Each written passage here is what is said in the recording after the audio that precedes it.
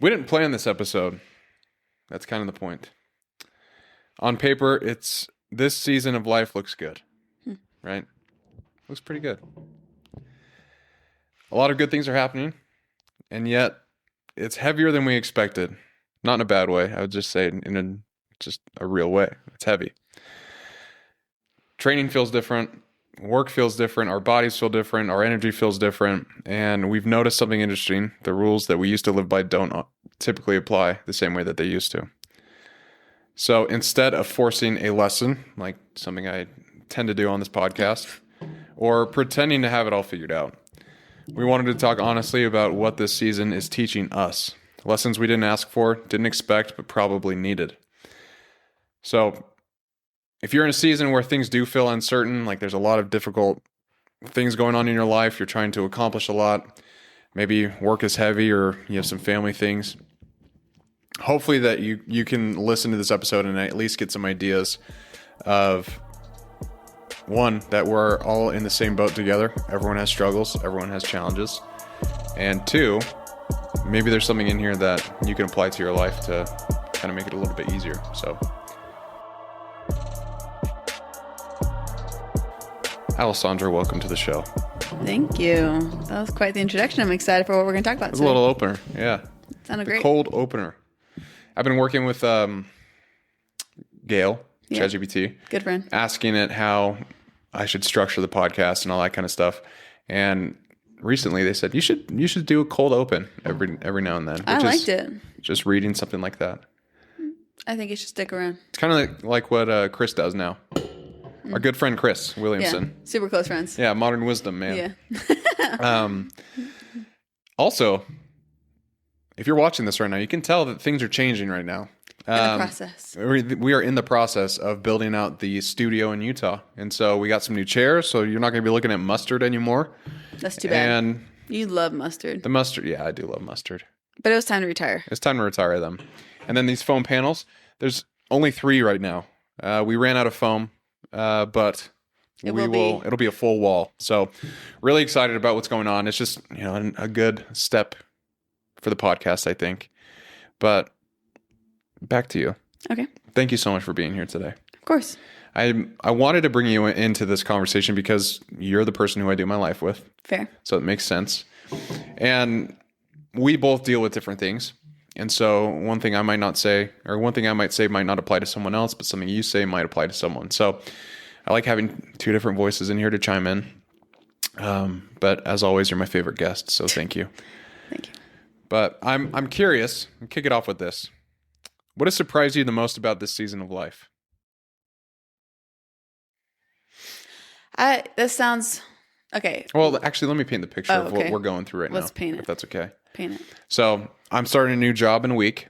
It's a bigger role, something that's going to be a little bit more intense.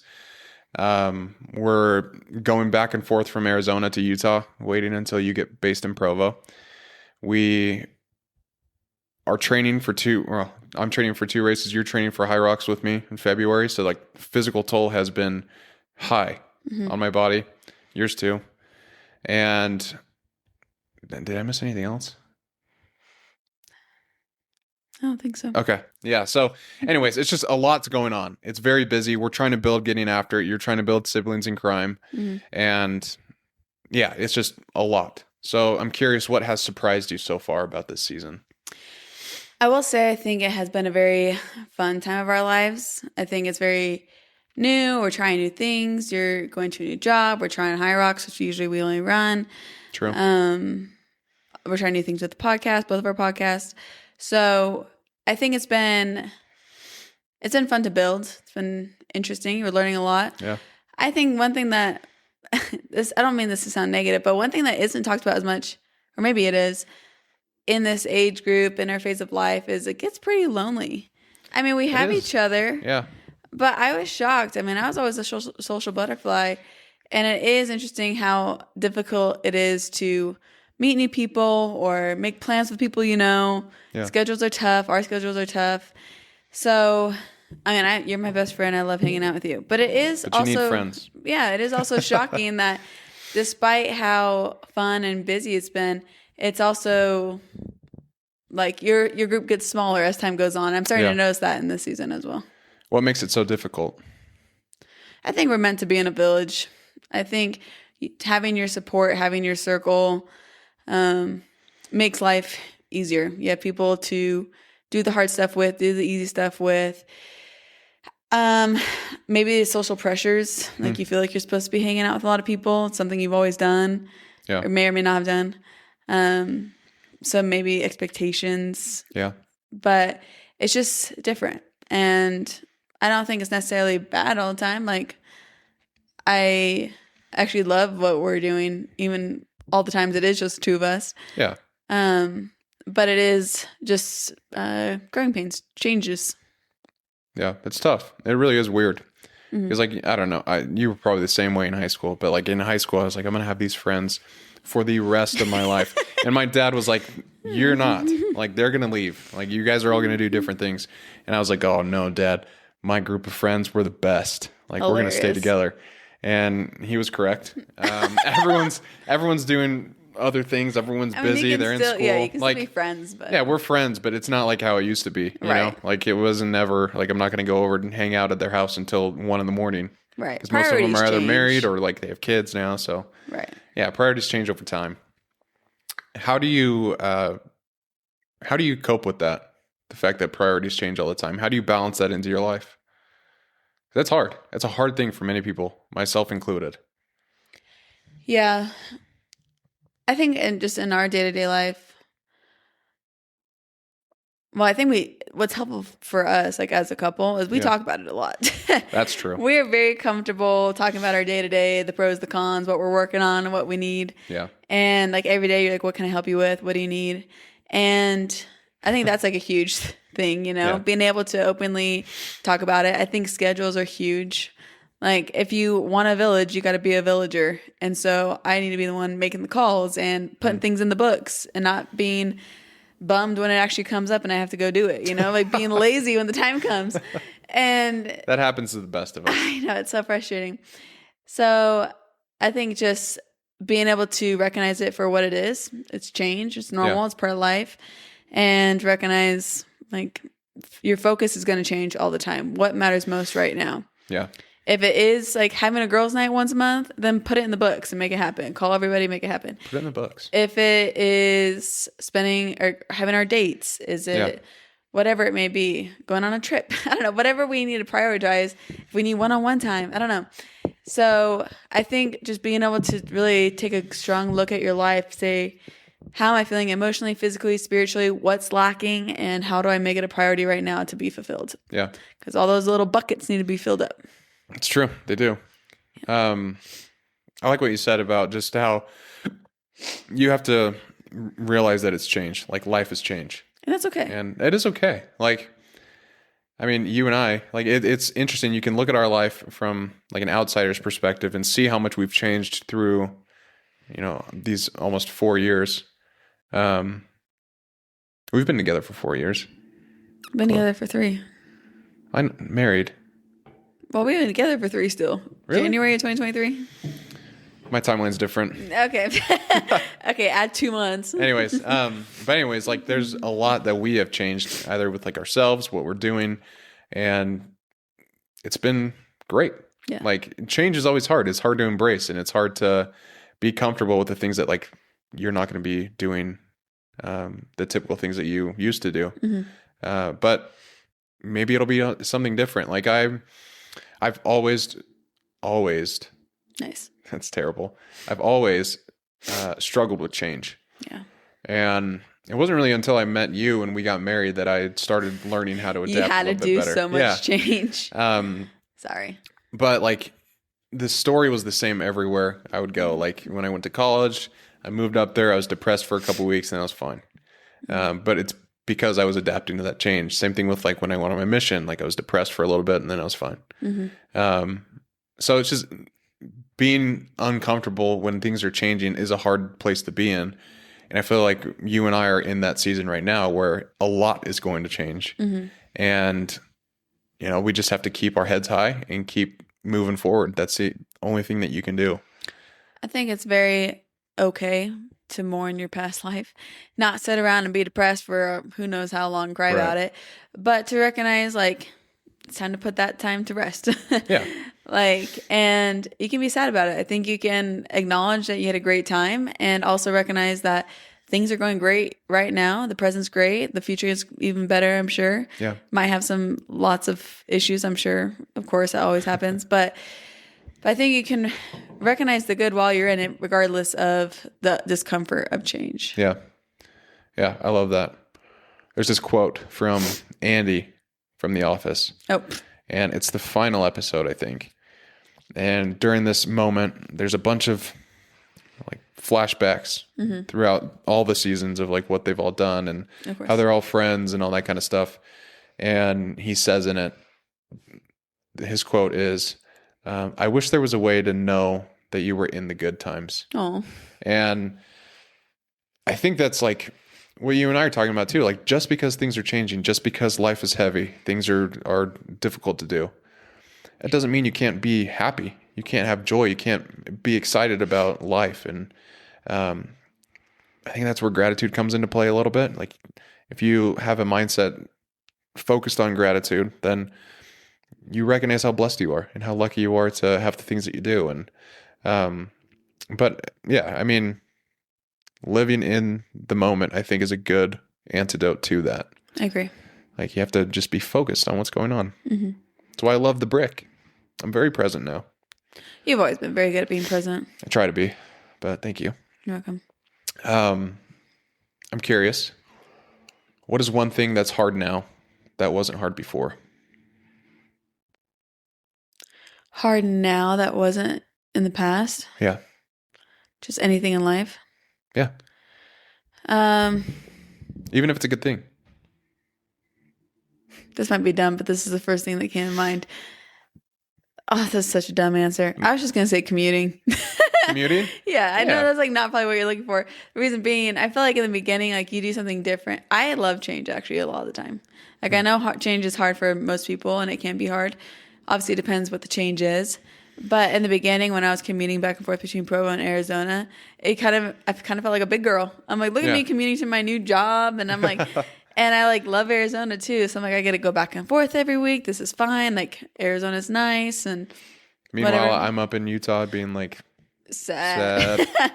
I'm sad. Wife's Too. I mean, gone. I obviously miss you too, but I was like, this is like new and exciting and different, and I felt very mature and responsible. Yeah. And now it's just a nightmare. And like the thought that we have to go back to Arizona makes me want to bawl my eyes out. And I think I just want stability. I've always thought it was fun to travel a ton, be in different places all the time. And I think as I've gotten older, I've had a harder and harder time to have a desire for that lifestyle. I like stability. I want my roots down. Yeah. I want us to build a home and to feel like we belong somewhere rather than I'm always in my suitcase because I'm going so many different places. Yeah. That's actually my answer was going to be traveling. Oh, really? Yeah, because like one, I have a harder time traveling, like leaving you. I'm not saying like, okay, I want to make something very clear with all the listeners here. Allie and I are not like attached to each other by the hip. We spend a lot of time together, but Because of how much time we don't spend together. yeah, because we do spend a lot of time apart. But when like I get on a plane to go to a work event, or that's basically the only thing that I'm on a plane for right That's now. the only reason you're leaving. I hate it because like then that I know I'm going to be sleeping by myself in a bed in a hotel room where it's quiet and I'm uncomfortable. I hate it. And it's just not my thing. And like I used to be the same boat, like, oh, traveling's so exciting. And it is. But I think just right now, it's not something that I like doing. Yeah. Like I'm sure it'll come back Yeah. because traveling's great. But right now I'm in the same boat. It's like I just want some stability. Just want to get our roots in. Right. Probably because we haven't been able to have that in 2 years. Yeah, the whole time We're we've been missing married, it. like it's, Yeah, it's true.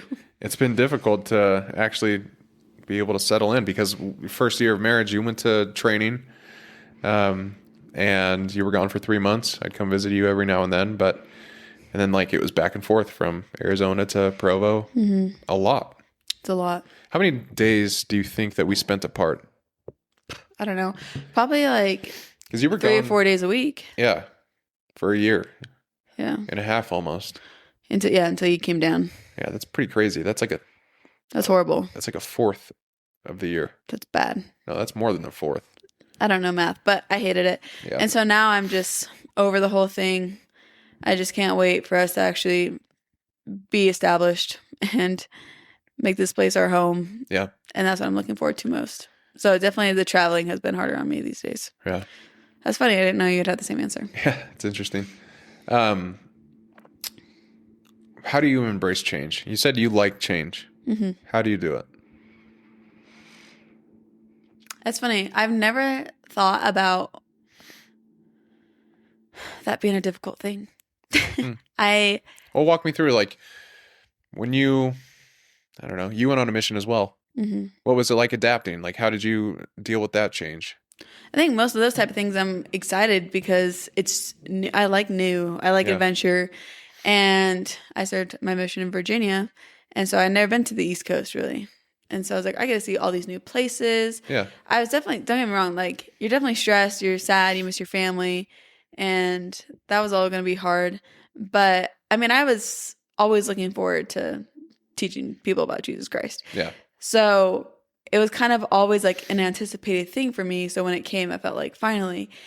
And I think with a lot of change for me, like with my job changes, a huge amount of anxiety. It's scary. However, it's like the anticipation's finally over. I've been waiting for this.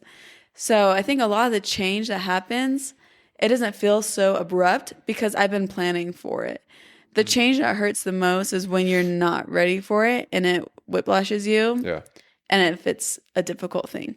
Right. If it whiplashes you and it's like the best news ever, then you're probably just stoked out of your mind. But when like the sickness comes or like a death comes, those kind of things that you can't just always plan for are the type of changes that suck so bad. You had no way to mentally be prepared and emotionally be prepared. And that's when change is the hardest. You never saw it coming. Yeah. And so you didn't know what to do. But most of the change that you can control is I'm willingly choosing those things. And so I've had that thought in my mind for weeks, months, years, however long it is. And so when the time comes, it doesn't freak me out so bad because I've imagined it so many times. Yeah. Yeah. You're very good at that. Visualizing things you're so good at. Like, I'm not kidding. Allie she'll tell me that sometimes she will daydream, but she's not daydreaming. She is visualizing something. Like when we were training for the 50K, I remember you would always tell me that when you were running and it was getting hard, you would picture yourself running in the race and that would get you through. Oddly enough. Yeah. That is such a powerful tool. See, like that's I wish so I could funny. harness that and use it, like visualizing anything. I had no idea that was like a thing. Like Yeah. not a thing, I guess, for other people. I mean, I think in moments like that when it sucks when you're running and you have to put yourself in that headspace of like, okay, this is me running in the race. I think what most people think about, because I do this a lot, is like, this sucks. I am not having a great time today. But man, it's powerful, Al. But I don't know, like in the race, like you have to finish the race. And so I'm on Race is different. I'm on the treadmill at the gym and I could stop any second and no one's going to yell at me. It's not a big deal. I don't feel shame. Still feel shame. But it's like, okay, it's a workout, Yeah. If you put yourself at the race, like, no, like I finish races. Yeah. Like, and so I'm just saying, that's amazing that you can visualize all that. that's so funny. Yeah, I never really thought about that. That helps me a ton with like job interviews when I had to go through that and different hard conversations I've had. Yeah. I've had like full-on conversations in my head and they play out word for word. When you that's and I also were really talking about creepy. marriage, I'm like, oh, I have this exact line that I'm going to pull. And it What's the came story? to pass. What's the story about when we wrote in the journals and stuff, and then we talked about it together, and then you said that, and you're like, I knew that you were going to say that. In my head for a week at least, as I just This knew. is crazy. This is such a weird story, but long story short, Brett and I were not dating very long. We're only dating for a month, and we said we love each other. Kind of weird. We're those people. We've also known each other for 10 years prior, so less weird. But hey, when you fall hard, you go. Still weird. But anyways, we said we love each other really fast. Then I went out of town for a month. I come home for 2 days, and the only thing in my head over and over is like we're gonna get married, aren't we? Yeah. Like that line over and over. We're gonna get married, aren't we? We're gonna get married. I was like, and it was like starting to like weird me out because you and I obviously had not talked about marriage or anything. Well, then like lo and behold, a week and a half later, 2 weeks later, we were just talking about, you were telling me a conversation you had with your brother. Yeah. And how you finally told me that you feel like you want to marry me or something along those lines. Yeah. That you see a future with me is what you said. And I said, we're going to get married, aren't we? And I like pulled out that line. You're like, yeah, it looks like it. So I was like, crazy. holy frick, I'm freaking out. We literally have been dating for like 2 months and we're already like saying like, yeah, we're going to get married. And That's insane. That's so crazy. it felt like it was like, okay, insert now. Like I've had that conversation in my head for weeks, ready for you to like pull that line on me so I could say mine. It was so weird. And I think I just think about this kind of stuff all the time. And especially if I know the person well, it's easier to like anticipate like how the conversation's going to go. But I bet you can imagine all the conversations that I would have with you about any subject. Probably. Like that's like the other day when, what like I can it? imagine if we went to Rome and we were walking around Rome. True. And, except I don't know anything about history, so I can't you don't do it have as to, well. but like you'd probably think of things that I would say like, wow, look at the Colosseum. That's where the gladiators fought. Yeah. Like, stuff like I that. love You'd the probably have on gladiators. cue. True. Anyway, sorry I interrupted you. What were you saying? It's okay because I totally lost my train of thought. I was trying to think last night. You said so. I said so. I don't know. Remember, I was like, we were hugging and I said something and you like didn't hear me and then you said the exact same thing. I was like, I literally just said that you were going to say that. Yes. What was it? I don't know. You were in. Oh, it's going to drive me crazy. You're going to have to fast forward this part. Well, we think. Yeah. Anyways, all I'm saying Listeners is want to hear you're pretty this. predictable for me. Yeah, that's fair. And you are a mystery still to me, so it's great. Good. Yeah, get a little bit of both. That's funny. Where have you had to let go of control?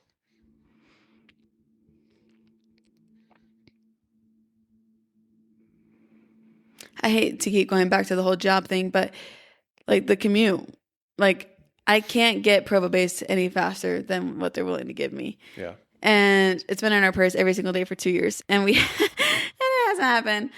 And I think that a lot of things you have control of, like where you want to live. And as far as like where you want to buy a house and all that stuff. And this is one thing. It's like, we want to live in Utah so bad and we just can't. And so I think I need to loosen the reins on my expectations. And it's like, there's literally zero things I can do in order to get over here faster. Yeah. And so that's been really hard for me. I mean, obviously there's lots of things I don't have control of in my life, I'm sure. But that's the number one thing that I think is affecting us day to day that we're having a really hard time with. I think it's hard to let go of control. Yeah. Because you want to fight that so bad. Yeah. Like the fact that you're not based in Provo, it's like, I know you, and you're thinking like, okay, well, what can I do to maybe make it happen a little bit sooner? Like, yeah, I'm gonna quit. How can I make this in my favor? Yeah, not quit. I'm out of here. But like, it's tough to let go of control. I've had to let go of sleep, controlling my sleep, because like if I don't, like, I don't know, if I'm awake. And I keep thinking about the fact that I'm awake, then I will keep thinking about that and I will not go to sleep. Yeah. And recently I've learned just like, I try and think of something else. So I'll do what you do and visualize. I told you. I know. But then sometimes I also like hype myself up and get myself excited about thinking I've done about that certain too. topics. Yeah. So. Because what you have to do, obviously you have to pretend you're already sleeping. That's why you close your eyes. So then you got to start daydreaming like you're dreaming already. It's so funny, by the way. One of my favorite lines from you is, it's funny how when you go to sleep, you have to pretend. I think with and what's weirded me is that that's like everything we do. It's like, it's like, okay, what's one thing you want to be? Tell me. A podcaster. Podcaster. So what are you doing all the time? Podcasting and stuff. And so it's like, if you don't have the audience you want right now, you got to treat social media like you do have the same audience that you want. Yeah. So you're posting the same type of stuff as if you had 50 million followers. So it's like, even if you're like not the professional you want to be yet, you got to act as though you are in order to be there. That's fair. Same with an athlete. Like, okay, I want to be an ultra marathon runner, very well known, all this stuff. Okay, well then you got to start putting in the reps because like doing it now and you're nobody is what's going to get you to be somebody one day. But that's true. I just think everything is, I guess I'm a fake it till you make it type of thing. Like you have to be that and then it will come to pass. I mean, have you seen that in other areas of your life? All areas of my life.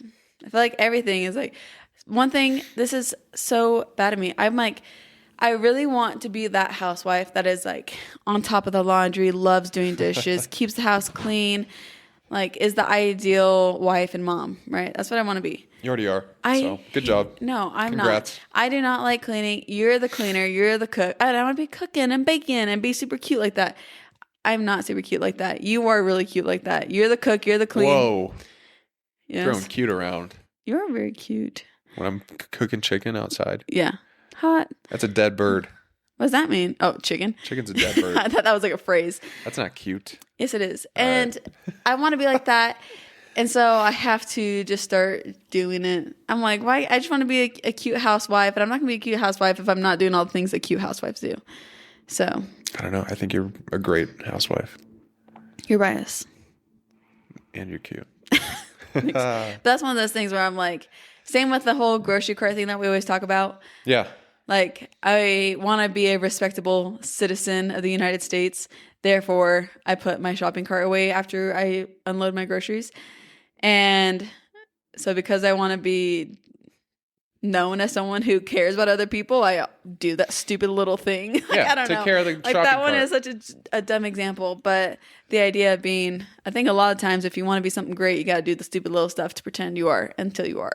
I mean, that's pretty accurate. Like, you're spot on with the podcast example. Like, you have to start. You have to pretend that you're doing it and pretend like you have things to say that actually will help other people get after it, you know? Like, those are all things that I believe that hopefully this finds the audience and is a good message for those people. But at the end of the day, it's like, at least I'm getting better at it too. Like, at least I'm learning. I'm growing. So Benefits us as a couple too. yeah. What are you learning about yourself that you didn't expect? I have a few of them for you. For me? Yeah. Oh, what the? You start. Well, I think one of the things that you have learned is patience. Patience is the first thing that came to mind, but then I was like, am I patient? I think you've gotten much better. Really? Yes. Yeah, you've gotten much better. Well, I mean, I have definitely gotten much better since I was in high school. My family will out me out every chance they get that I had no emotion regulation. Which I still haven't to this day seen. So the fact that you don't identify with them in that sense is a big win for me. Yeah. I You're for guess- sure patient though, with like waiting for Provo, Yeah. with me, Yeah, I think patience. waiting in general. I guess patience has surprised me. I think a lot of times patience comes just because you have no choice. Yeah. And then you learn to be comfortable in a waiting period. And that's how you so-called get better. Yeah. And I think we just we've had a lot of things we've had to wait on up until recently. Yeah. And because of that, I think you just get better at the practice of understanding that everything has a season and time. Yeah, that's true. It's hard. But thank you. Yeah, I That's mean, nice of you to I think have that. a few more if you want. Where are you pulling these from? I just observe. Okay. What else you got? I think you're really good at speaking your mind. I feel like you've learned over time how to control it, but also be very direct and honest with other people. Like, that is a huge, huge benefit in our marriage. The fact that we're both direct to each other. Yeah. Like, sometimes it's hard to hear, but it's worth it always. Not passive And aggressive. if you do it with love, you can't go wrong. Right. That's true. That is one thing that I have realized that as I've aged in my fine youth, or from my fine youth since then. You're a woman now. Yeah, now that I'm a woman, for some reason I do tend to be much more comfortable saying my opinion, and not an opinion in like an argumentative way, Yeah. but definitely when it comes to our marriage, because nothing is pet peeve. What is it? Tell me. What's my pet peeve? For you, Yep. when you scratch that type of paper. Okay. Different one. Miscommunication. Yes, miscommunication. I was not expecting the paper. You put me on the spot. I had to think of a few. Sorry.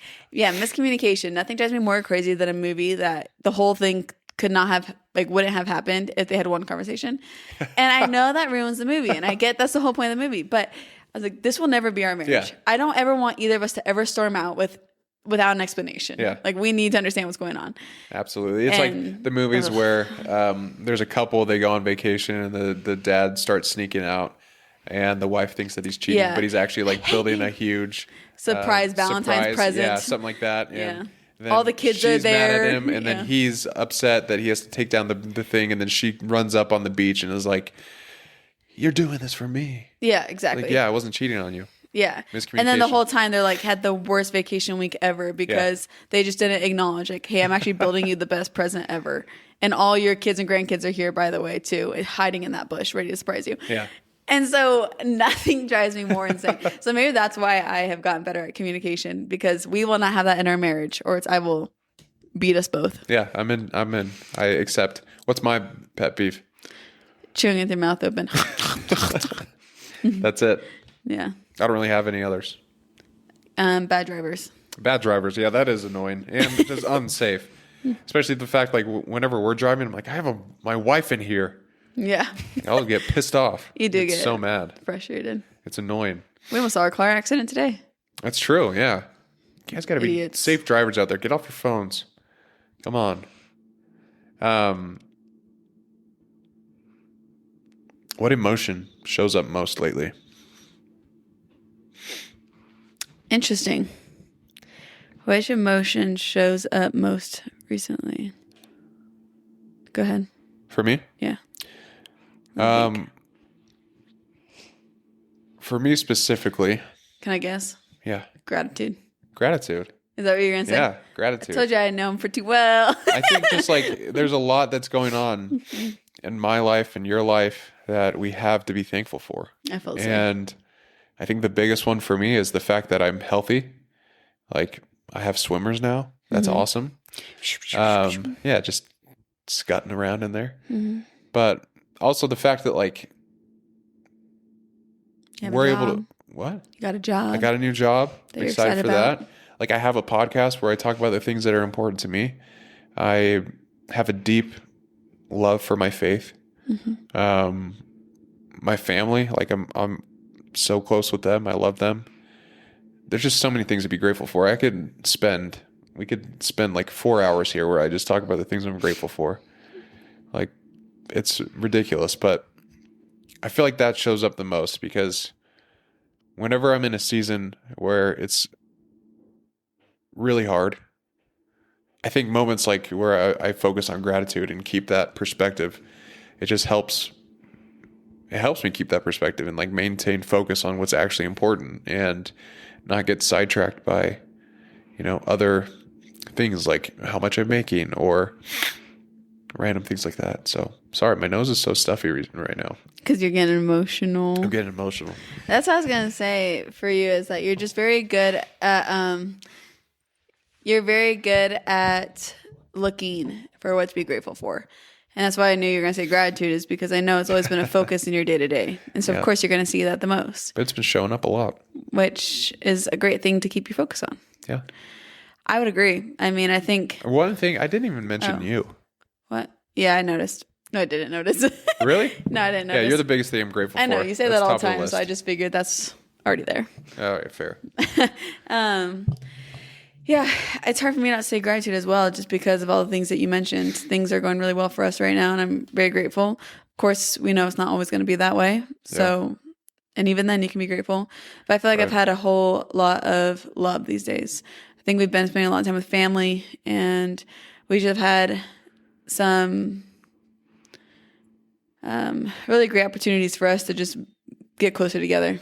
And so I've been very tender these days, I guess you can say. With good reason. Yeah. What do you think this season of life is teaching you? Well, my first answer was patience. First thought. Just because I still do think we're still in a bit of a waiting period. However, I think maybe even a bigger lesson that is being taught would be just adapting to change. Yeah.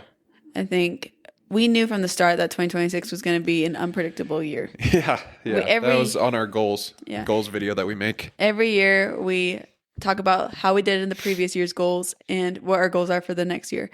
And our 2026 goals were like, holy smokes. Like, Yeah. it seems as though we have no idea what this year is going to look like. And I still think that's going to come out to be correct, that we don't know what this year is going Oh, to absolutely. We have no play idea out. what's going on. But I think it's going to give us an opportunity to really learn how to dial in comfort in the discomfort of change. Yeah. I love that. It's only February, so we have a long ways to go, and I'm sure that means We've that got we'll have a long lots ways of time to go, but so much has already yeah, happened. I'll say so we'll have it's a lot of time to exercise this. Yeah, we'll see skill. what goes on. For me, I would say to show up no matter what. That's what I'm learning right now. Really? And I feel like I've understood that lesson before, but with the fact that like I'm trying to do all these different things, you're trying to do all these different things, there's a lot we're trying to accomplish. You're not going to feel ready all the time. You're not going to feel motivated all the time. That's very rare. If you feel motivated, great. Utilize that. But It's most not of the gonna time, last. yeah, it doesn't last. And so I'm truly learning like how to show up when my legs are more sore than they've ever been and go work out, or how to show up and After not sleeping all night. yeah, exactly. Like being there for you, like making sure that we get adequate time together and quality time together. With the podcast, like showing up even if I'm tired and I have no ideas, I'll just start typing things and usually it forms something. But I think it's a powerful tool to learn how to show up when you don't want to. Mm-hmm. When you push past that discomfort, you focus instead on motivation, but instead on your effort, then you'll do great things. But it's not always going to be easy. And that's a promise. It's a promise. That's a Brett Rossell promise. Mm-hmm. But I feel like that's kind of what I've been learning through this. Mm-hmm. It's just like, even though you're tired, show up when you're tired. Show up when you don't want to do it. Show up when you feel like the weight of the world is on your shoulders and there's no one else that can help you. Like, just show up. Mm-hmm. Get it done. Get after it. Get after it. I would also include showing up still goes towards your recovery. If your legs aren't working, you can show up, but maybe showing up that day looks a little bit different than running 20 miles on the trails. I've been good at that. And you have been getting so much better. And I just wanted to remind everybody that showing up can look different day to day. That's a great message for the audience. It is. I don't want people comparing themselves thinking, I didn't get out of bed today because of X, Y, and I'm super sick. Yes, that is true. But maybe that day is your day that you're showing up for yourself. You need health, you need a bath, you need whatever you need. Right. So be able to identify it. Don't be lazy. Don't give yourself too much grace, but identify what is showing up day to day. Yeah. That's how you truly get after it, right? All aspects. That's right, baby. Honest effort. That's right. That's what getting after it is. I think I told you this in the Q&A episode. I've worked on this sentence for 4 years. Getting after it is about honest effort and trying to become someone your younger self would look up to. That's what it is to me. And that's what the podcast is all about. That's what it's all about. As well as the mantra. The mantra. I thought you said matcha for a second. I was really confused. That's incredible. I love it. I think that's a good place to end. I really appreciate you coming on, Al. Always. Thank you for having me. You have great insights. Like, you're one of my favorite guests because I enjoyed talking to you. I love talking to you. But also, you give some heavy hitters. I don't know about that. Oh, you got some good things to say. I think everyone's got good things to say. Everyone's living a life. That means they have good things to say. That's true, which is why I want to have more people on. So if you want to be on the Getting After It podcast, you can go to gettingafterit.co on Instagram. Website's still down. We're in the process of getting that back up. T-shirts will be available once that's back online. You can DM that Instagram or TikTok as well, same @name, and put in a little inquiry to come and talk to Brett Rossell on the Getting After It podcast. That was beautiful. Thank you. That was beautifully said. Yes, and the invitation stands. Or if you know somebody. Or if you know someone who wants to be on and talk about all things self-growth and progression. I'd love to chat with you. Mm-hmm. This community only grows through actually becoming a community. So I like it. Anything else you want to share? I don't think so. As always, keep getting after it.